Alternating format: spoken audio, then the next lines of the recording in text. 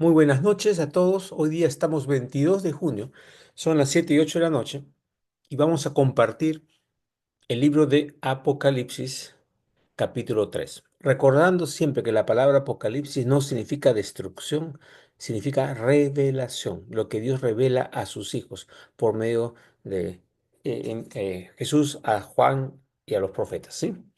Ok, acá estamos revisando en el capítulo 2 y 3 el mensaje que Dios le da a las 7 iglesias. Y hemos revisado 4 iglesias en el capítulo 2 y ahora vamos a revisar las últimas 3 iglesias en el capítulo 3. Recordemos, la palabra iglesia no es denominación, es congregación. Personas que están reunidas juntas en el nombre del Señor. ¿Sí? Esa es la palabra iglesia o los llamados a vivir aparte también. Entonces, también con el capítulo anterior, la palabra ángel que está aquí significa mensajero. Y si vamos al hebreo original que hemos mencionado, este es al anciano o al líder que está llevando la congregación. Entonces escribe al anciano, o sea, déjale claro al que está dirigiendo esa congregación o a los que están dirigiendo esa congregación este mensaje.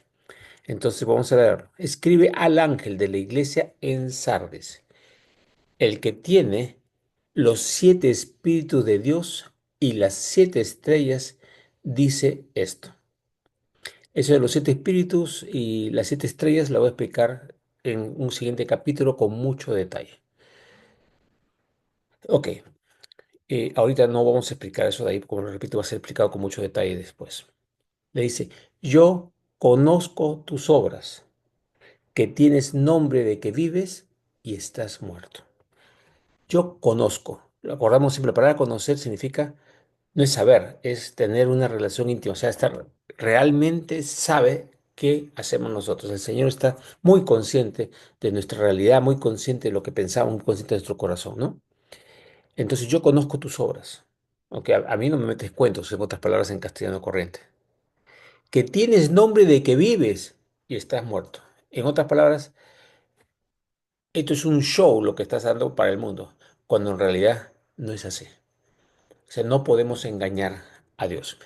Y como comentamos en el capítulo anterior, cada una de las iglesias tiene rasgos de muchos de nosotros. Algunos tenemos más rasgos de una, de otra, o caemos en varios de los errores. Entonces, cuando analizamos las iglesias, tenemos que analizarnos si esto nos corresponde también a nosotros para poder cambiar. ¿Ya?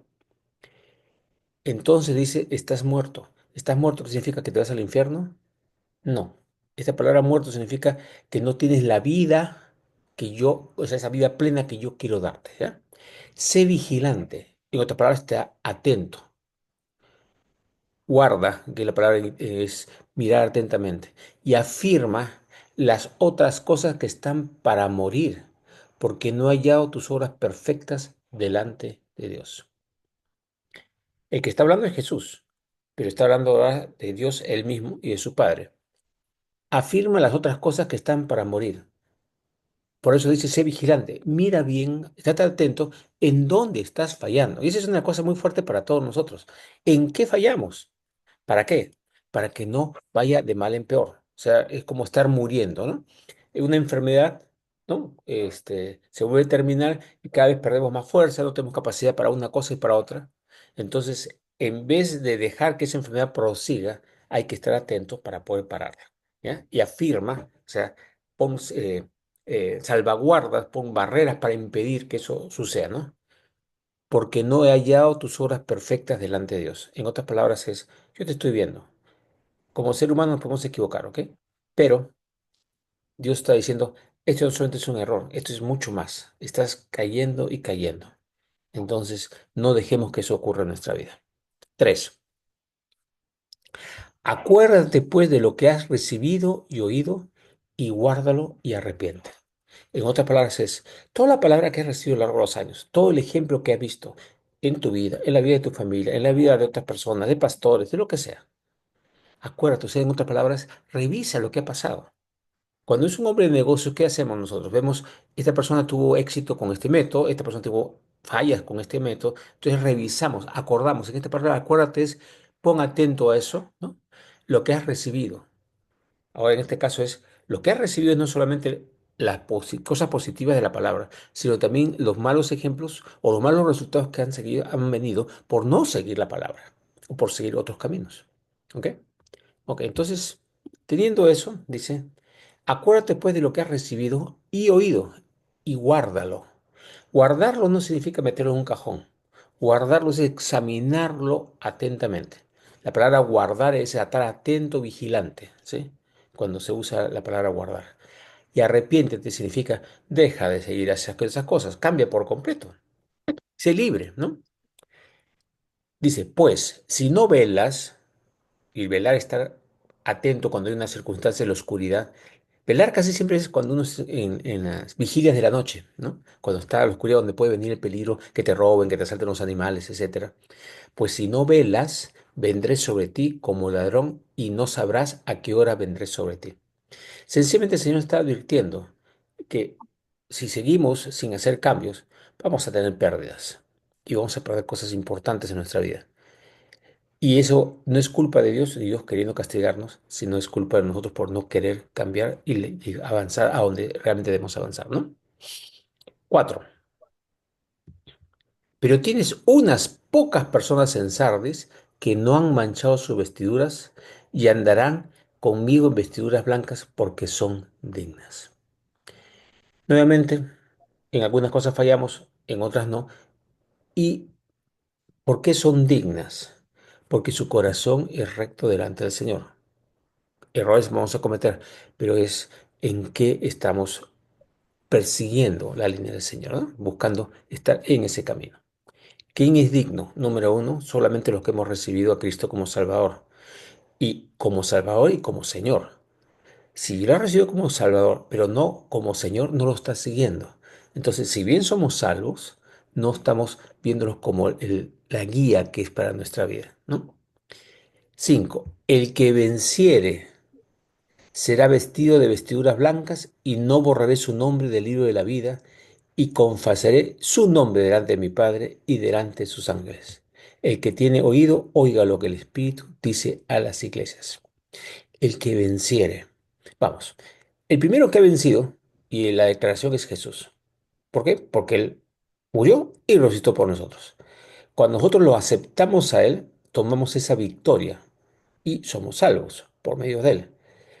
En ese momento pasamos al reino de los cielos. Pero su palabra dice claramente, en otra parte, dice que por las obras, que cuando pasamos al otro lado, a la vida eterna, todas nuestras obras son puestas sobre una roca y es pasada por fuego.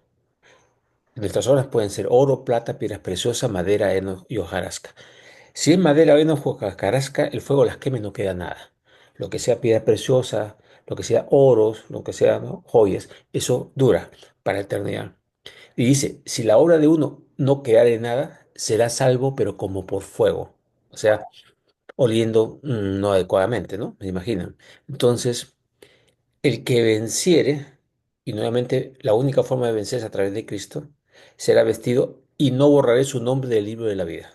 Y confesaré su nombre delante de mi Padre y delante de sus ángeles, aunque sea en pequeñez.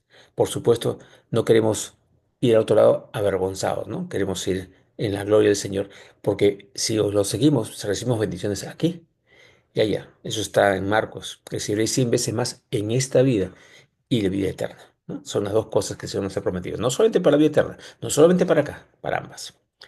Y acá dice, el que tiene oído. Lo curioso que en el hebreo original dice, el que tiene oídos, plural. ¿Por qué la palabra me llama la atención? Porque Dios nos ha dado para escuchar y escuchar en forma múltiple, porque no solamente escuchamos con los oídos, ¿no? Escuchar significa estar atento a todo lo que ocurre. En ese sentido, el que tiene oídos, el que tiene eh, eh, capacidad para oír. Y tenemos oídos, el Señor nos ha puesto oídos, entonces tenemos que usarlos. ¿Y qué tenemos que hacer? Es escuchar a Dios, al Espíritu. Y cuando dice a las iglesias, no significa denominaciones, sino a las congregaciones. Y en otras partes dice, el que tiene oídos, oiga lo que el Espíritu dice. O sea, a donde el Espíritu está hablando, tenemos que escucharlo. ¿Sí? Ok, el segundo mensaje es a la iglesia de Filadelfia. Dice, escribe al anciano de la iglesia de Filadelfia, al ángel, Esto dice el santo, el verdadero, el que tiene la llave o llaves de David, el que abre y ninguno cierra, y cierra y ninguno abre. Nuevamente, el que está dando el mensaje siempre es Jesús, el santo, el verdadero. Yo soy el camino, la verdad y la vida. Dijo, ¿no? Yo soy el camino, la verdad y la vida. Entonces esto dice el santo, porque es, ¿no? Sin pecado, el verdadero, el que tiene la llave de David. Y también eso lo vamos a ver en un capítulo posterior. El que abre y ninguno cierra, y cierra y ninguno abre. O sea que tiene una llave que nos deja entrar a ciertas cosas y si cierra esa puerta para que no entre el enemigo o no entremos nosotros a algo que no debemos. Y esa es una oración muy bonita que podemos hacer. Señor, quiero que abras las puertas que son tuyas y que cierres las que no son tuyas. Yo no quiero entrar por una puerta que no es tu voluntad. Quiero entrar por las puertas que tú tienes para mí, ¿no? Y ese es invocar esto de la llave de David que Dios, Jesús tiene para nuestras vidas. Y dice nuevamente, y lo repite en todas, yo conozco tus obras. En otras palabras, sabe lo que estamos haciendo y pensando, nuestras obras mentales, nuestras obras físicas, ¿no? Y dice, he aquí puesto una delante de ti, una puerta abierta. Y está hablando de la llave de David, la cual nadie puede cerrar. La puerta que Dios abre, nadie la puede cerrar. Porque aunque tienes poca fuerza, y fuerza puede ser poco conocimiento, poca energía, o estás enfermo, o no tienes capacidades, lo que sea, has guardado mi palabra. Nuevamente, guardado es, tengo tu palabra bajo mi mirada, la estoy revisando, chequeando constantemente. Nuevamente, guardar es eso, mantener, no se olviden, guardar, mirar atentamente y mantenerlo bajo nuestra vista. ¿No? Has guardado mi palabra y no has negado mi nombre. Cuando le preguntan, ¿cuál es el nombre de Dios? Todo el mundo dice Dios. Bueno, el nombre en la Biblia es Jehová y no lo mencionamos mucho, porque dice, no has negado mi nombre. Nosotros generalmente hablamos en el nombre de Jesús, ¿sí? Porque es el que conocemos. Pero dice, cuando pidáis, en el Antiguo Testamento dice, lo que pidáis en mi nombre, pidan en el nombre de Dios. Y no lo usamos mucho. Y no usamos. Y eso es también una cosa. Hay gente que habla que en vez de Jehová es Yahvé. Mi opinión personal, después de todos los estudios que he hecho y revisado, me inclino francamente hacia el nombre de Jehová. Pero si cometemos un error en ese sentido, el nombre del Señor vamos a decir lo que significa. Jehová es el que era, el que es y el que será. Ese es su nombre. Cuando él se presentó a Moisés, le dijo, dile que yo soy el que era, el que es, el que vendrá, es el que te envía. O sea, el nombre, cuando Moisés le dijo, ¿a quién le digo que me está enviando? Y le da su nombre, Jehová, ¿no? O sea, el que nos está cuidando es el nombre de nuestro Padre. A nuestro papá generalmente le llamamos papá o padre mío, ¿no? Normalmente porque ya somos familia y es como nos relacionamos con él. Ahora, mi nieta y mi nieto me dicen papá Tito, ¿no? Tito no es mi nombre, es mi apelativo, pero esa es la forma como dicen papá Tito. Y esa es una forma a veces que podemos usar más el nombre de Dios, ¿sí? Ok. Y no has negado mi nombre. Ok. He aquí, yo entrego de la sinagoga de Satanás a los que dicen que son judíos y no lo son, sino que mienten. He aquí, yo haré que vengan y se postren a tus pies y reconozcan que yo te he amado.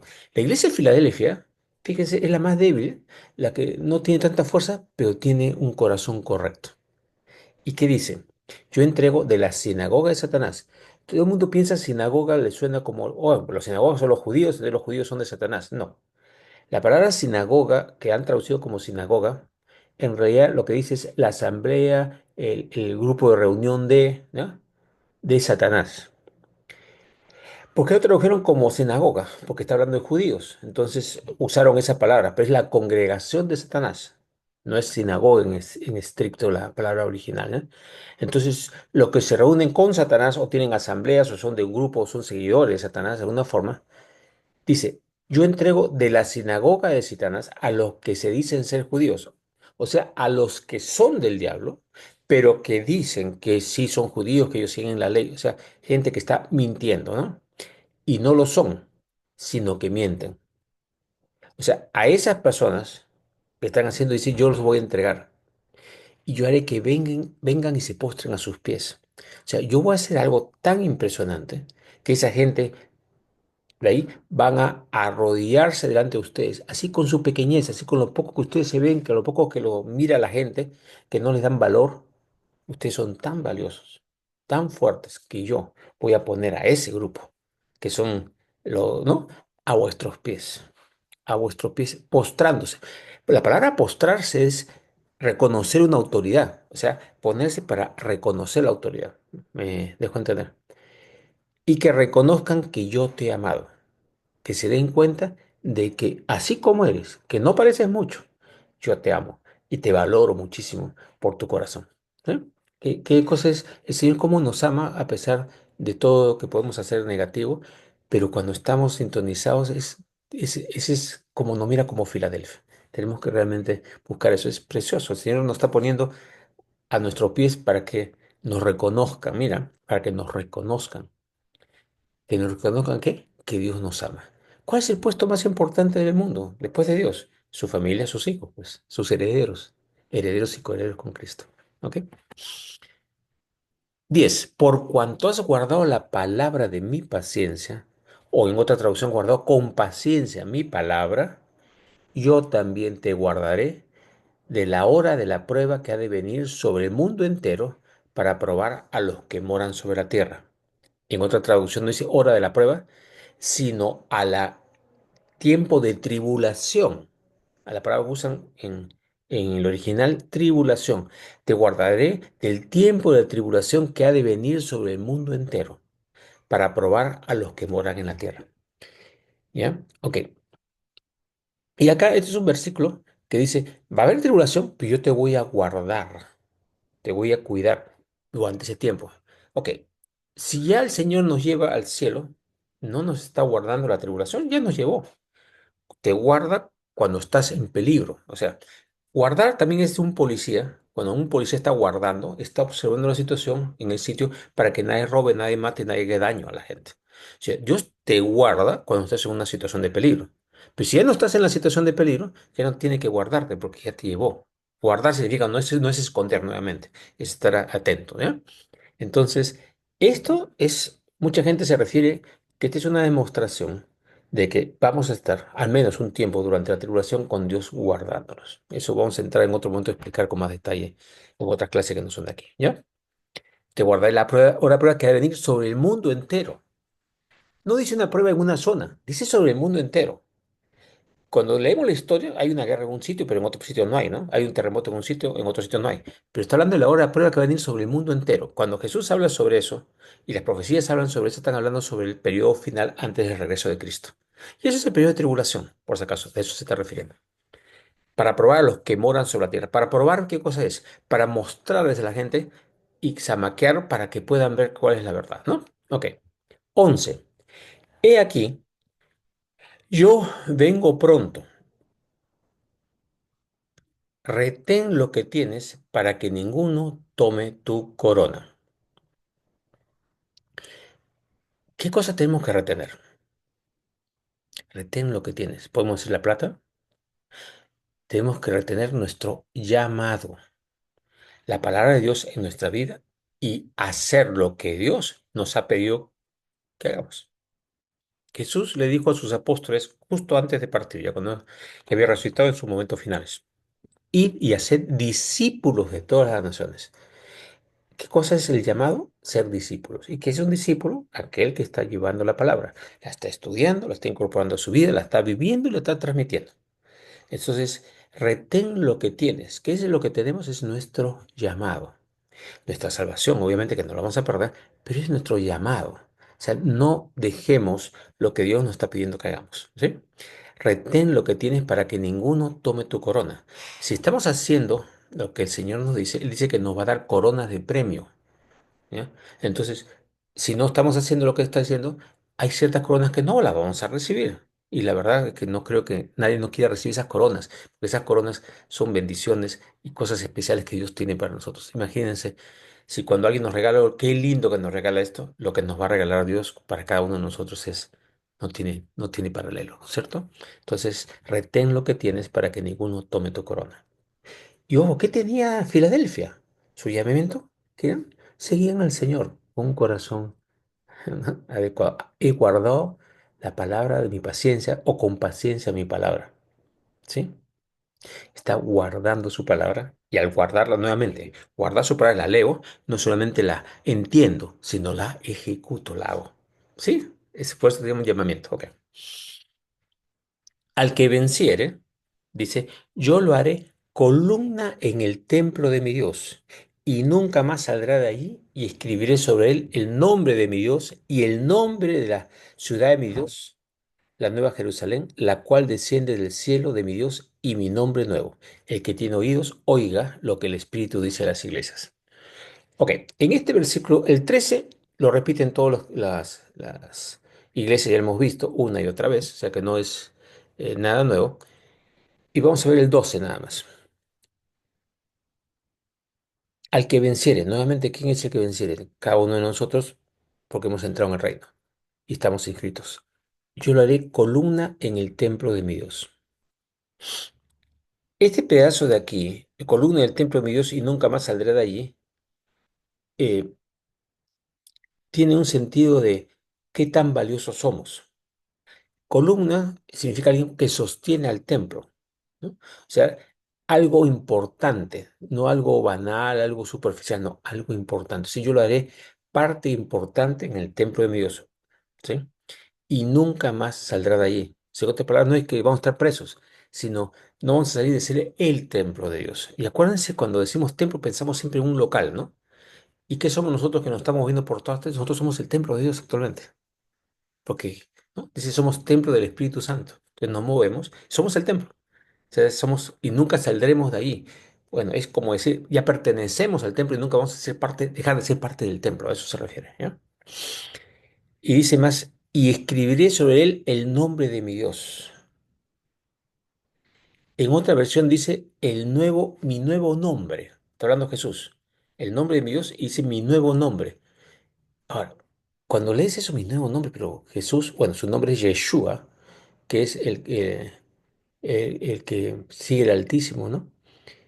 Yeshua. Entonces tú dices, el que viene en nombre de Dios, o viene a anunciar a Dios, pero Jesús ya lo anunció.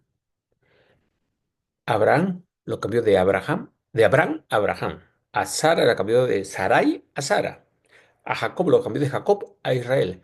Que esos nuevos nombres, y a Josué también le cambió su nombre, eran como misiones. Tu nombre significaba algo y luego cuando le cambia el nombre es para la nueva función que tiene o la nueva categoría que tiene.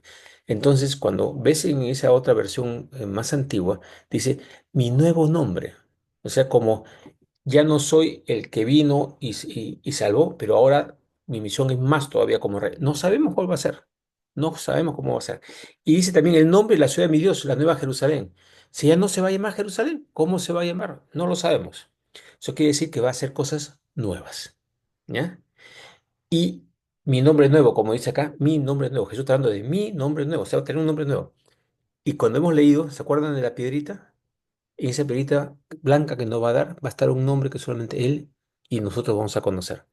Es como decir de Abraham, a Abraham, ¿no? De Sarai a Sarai, a Sara. Vamos a tener un nombre nuevo. No sabemos cuál es, pero ese es como nuestra nueva misión, nuestra nueva posición. No les puedo decir porque no lo sé, pero es algo maravilloso. Entonces dice que las cosas las va a hacer nuevas y nuevas mejores. Esa es una promesa al que venciere. O sea, miren que el Señor nos está mirando para darnos mayor nivel, mayor alcance, mayores bendiciones. Y esa es la promesa para esta iglesia de Filadelfia. ¿Qué cosa hizo? Guardar su palabra. Y no la dejó, aunque tenía poca fuerza. No era asunto, era en su corazón, estaba sincero. Aunque no tuviera las habilidades, lo que sea, pero corazón sincero guardando su palabra. ¿Mm? Versículo 14, el mensaje a la Odisea. Dice, he aquí. Dice, escribe al ángel, al mensajero de la iglesia en la Odisea. He aquí el amén, el testigo fiel y verdadero, el principio de la creación de Dios, dice este. Aquí suena como el principio de la creación de Dios, como que Jesús es el principio de la creación. Pero en Juan 1 dice que en el principio era el verbo, o sea, ya existía antes del principio. Y por medio de él todas las cosas fueron hechas. Entonces, esto es medio raro. ¿Qué cosa significa esto? Nuevamente, cuando vas a los manuscritos más antiguos, dice el testigo fiel, verdadero, que estaba al principio de la creación. ¿Ya? Ese pedacito se lo comieron en la traducción o se perdió, pues no sabemos cómo, pero aquí está diciendo Jesús es el testigo que está desde el principio. Juan 1:1, el principio era, no, no es el verbo, era el verbo y estaba con Dios y era Dios. Era antes de la creación. Entonces él no es el principio de la creación, sino que estaba en Dios, con Dios, al principio de la creación, ¿ya? Desde el principio. A eso se refiere esto y por si acaso. Entonces Jesús, el que está así, dice esto. Ojo, el Apocalipsis, la revelación, lo escribió Juan, pero se lo dictaron a Juan. ¿Y quién escribió el Evangelio de Juan? Juan, ¿no? Entonces, cuando vemos en las traducciones más antiguas, ese es lo que está diciendo. Por si acaso, para que no se confundan, porque suena como medio rarito ese pedacito. Dice otra vez, yo conozco tus obras, nuevamente, que no eres frío ni caliente. Ojalá fueses frío o caliente. Pero por cuanto eres tibio y no frío ni caliente, te vomitaré de mi boca. Ok. Cuando estamos con una persona que está haciendo cierta cosa y otra que está haciendo lo opuesto, ¿cómo nos ponemos? ¿Le decimos a la persona está correcto esto? ¿O al otro está incorrecto? ¿O buscamos no pelearnos con nadie, no hacer guerra con nadie y llevarnos bien con todos? Ya. Eso de ahí, el no pararse por las convicciones y no pararse por lo que la palabra dice, es no ser frío ni caliente. Es el que busca no llevarse nadie con nadie, no hacerse enemigos con nadie y sí, tenemos que amar a todos, pero tenemos que pararnos firmes. Entonces, justamente es, para ciertas cosas lo rechazo, soy frío, y para otras cosas soy caliente y me pego al el simbolismo, ¿no? Y acá dice, cuando eres tibio. Ok, la palabra en el original también dice solamente porque no eres frío ni caliente, te vomitaré de mi boca. El tibio es un significado, claro, si no eres frío ni caliente, eres tibio. Y en esta palabra tibio, o no dicen, no, pero el tibio puede ser agradable. A mí me toma, uno toma el café caliente, otros lo toman frío, y otro le gusta tibio. O sea, ¿cuál es el problema un poquito? No, en el original no habla de tibio, habla no eres frío ni caliente. No, te vas claramente con la verdad o con la mentira. Te declaras, esto es mentira y no la quiero, esto es la verdad y sí la quiero. A eso es lo que se refiere este pasaje. Entonces, cuando no estamos así, dice, porque fallamos de vez en cuando, por supuesto, pero si nuestra actitud es estar ni frío ni caliente, sino buscando no pelearnos, entonces el Señor nos vomita en nuestra boca. ¿Por qué? Porque si no somos fríos ni calientes, no estamos defendiendo a Dios. Más bien lo estamos dejando no fuera de nuestra vida. Entonces, si no lo queremos en nuestra vida, lo vomitaré de nuestra boca. Y vomitar en nuestra boca no significa que nos va a mandar al infierno. Significa que vamos a perder un montón nosotros acá en la tierra, ¿no? Y bendiciones y más cosas para el mundo eterno que nos tenemos. Y miren lo que dice, porque tú dices, dice la iglesia a la congregación, yo soy rico, me he enriquecido, o sea, tengo conocimiento, tengo dinero, tengo enriquecido, y de ninguna cosa tengo necesidad. Orgullo, top, máximo, ¿no es cierto? No tengo necesidad. ¿Quién no tiene necesidad? Pero a veces yo no necesito que me ayuden. No, yo puedo hacerlo solo. Ya, ¿ok? Eso también es una cosa bien fuerte. ¿Qué dijo Jesús? Venid a mí todos los que estáis trabajados y cargados. ¿Quién no está trabajado y cargado? ¿No? Y aprended de mí que soy manso y humilde de corazón. Y hallaréis descanso para vuestras almas. Nuestras almas no están en descanso si nosotros nos hacemos los fuertes. Cuando nos apoyamos en Dios, ahí pues encontramos descanso. Otra vez dice, porque tú dices, yo soy rico, me he enriquecido y ninguna cosa tengo necesidad. Y esta es una mentira. Dices, y no sabes que tú eres un desventurado, miserable, pobre, ciego y desnudo. En el original dice destituido. Y de destituido han sacado todos estos significados extras. Destituido es alguien que te han votado de. Ya no tienes trabajo. O sea, ¿no? Te han destituido de una posición. Ya no estás. Eres un desventurado, un pobre, un destituido. Y el ser destituido ya no tienes realmente riqueza, aunque te parezca que la tienes, pero ya lo eres. ¿Por qué? Porque no te apoyas en mí. Es frío, caliente, no me defiendes a mí, ni te apoyas en mi palabra, ¿no? Sino en el mundo. Por tanto, dice el 18, yo te aconsejo, dice Dios, que de mí adquieras riquezas. Aquí en la traducción esta es que me compres oro refinado en fuego. Oro refinado en fuego significa oro que no tiene ninguna basura encima. El fuego hace que bote todo lo que no es y sale oro de 24, oro puro. En otras palabras sería, yo te aconsejo que de mí compres oro puro. De Dios solo te va a dar oro puro si vas a comprar algo. Pero la palabra es, de mí adquieras riquezas. O sea, no riquezas materiales, riqueza espiritual, oro puro, ¿no? Para que seas rico, de verdad. No la riqueza del mundo, sino la riqueza que viene de mí. Y ahí realmente vas a ser rico. Y vestiduras blancas para vestirte, y que no se descubra la vergüenza de tu desnudez. Cuando de mí buscas esa riqueza, la gente va a ver que no eres un falso y que estás desnudo, sino que realmente estás vestido en mi poder, en mi riqueza, en mi paz, en todo lo que yo doy. Entonces, cuando uno no se apoya en Dios, sino en sí mismo, y eso es lo que pasa con el orgullo, y si yo no, yo tengo, yo ya sé, yo he estudiado, ya conozco todas esas cosas, ahí viene una pobreza enorme, porque no nos estamos apoyando en el Señor. Y también dice al final, y unge tus ojos con colirio. En esa traducción colirio es de un hebreo tardío que unge tus ojos con el aceite. ¿Qué significa con aceite? Con la unción que Dios da sobre nosotros, para que nos abra los ojos. Colirio también significa algo que te quita la suciedad para que puedas ver, que también tiene sentido, aunque el original no usa la palabra colirio, pero tiene todo el sentido. Hay cosas que nos están nublando. Entonces el colirio entra en el ojo y saca las porquerías que nos distraen y no nos dejan ver claramente. Entonces nuevamente el colirio es, me deshago de toda cosa que impide que pueda estar viendo claramente a Dios, su palabra y su propósito para mi vida. ¿Sí? Unge tus ojos con colirio para que veas. Pero ojo, el ungimiento es algo que Dios, ya no es yo mismo lo voy a definir, no. Es, Señor, muéstrame, úngeme tú, para que pueda ver lo que me está haciendo daño y sacarlo de mi vida. A veces la palabra ungir es más allá que un esfuerzo personal. Ok. 19. Yo reprendo y castigo a todos los que amo. ¿Se acuerdan Hebreos 12? El Señor al que ama, disciplina. La palabra reprender y castigar acá es yo corrijo a los que amo, a todos los que amo, no dejo a nadie descuidado. Sé pues celoso y arrepiéntete. La palabra celoso es realmente no sueltes para nada lo que tienes de mí. Es decir, yo no te quiero perder a ti para nada, ¿no? O sea, es como el celoso es, esta persona es mía, ok, así.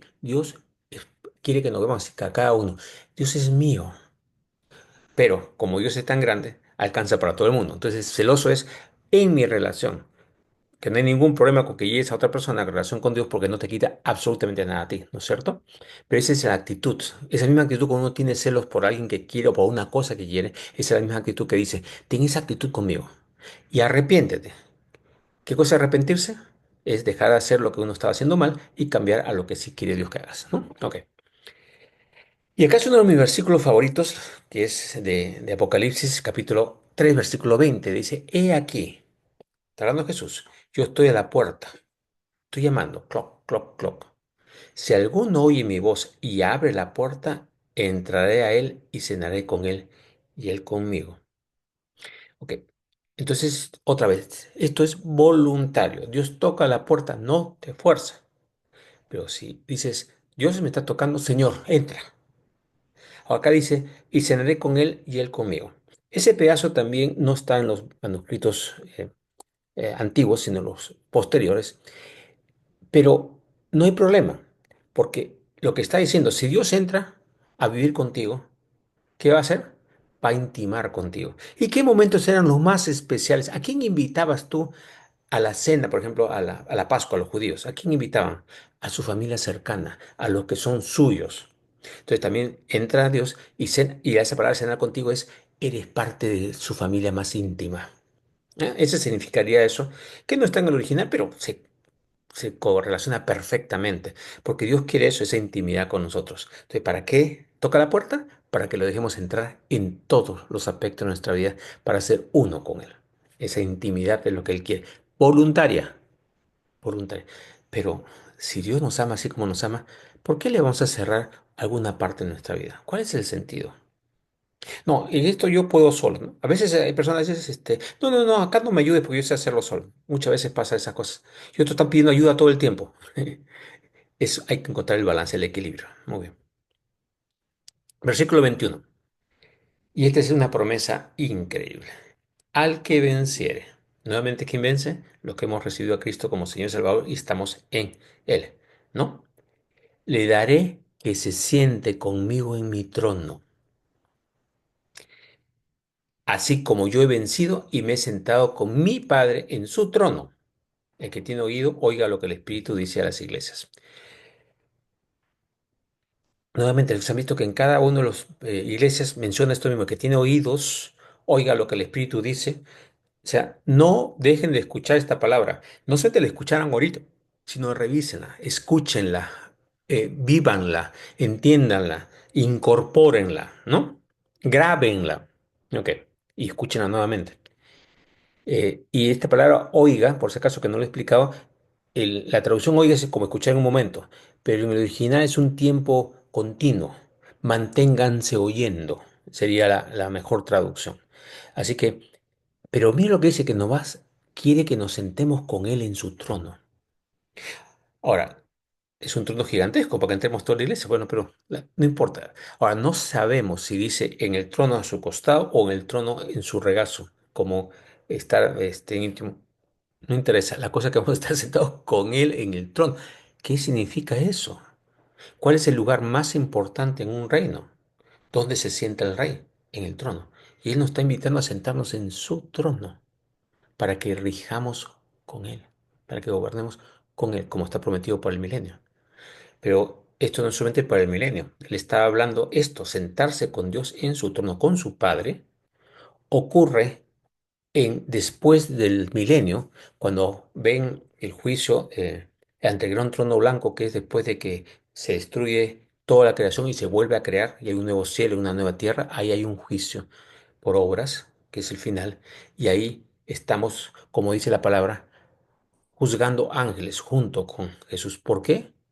Como personas, no, como cuerpo de Cristo. Como cuerpo de Cristo integrado en Él en una sola unidad, somos el cuerpo de Cristo sentado a la diestra de Dios Padre y el Padre está dirigiendo. La primera aparición en toda la Biblia del Padre Celestial es en ese momento, cuando dice el anciano de días viene.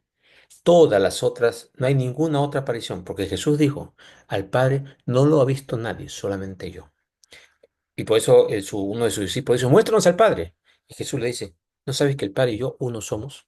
Si me ves a mí, ves al Padre. Pero verlo a Él directamente recién se ve en los capítulos finales de Apocalipsis, que ocurre después del milenio y después de la batalla final de Gog y Magog, que lo vamos a revisar conforme avancemos en el libro de Apocalipsis. Bueno, ha sido un placer poder compartir con ustedes la palabra. Nos esperamos la próxima semana para el capítulo 4. Dios los bendiga y los guarde. Hasta la próxima.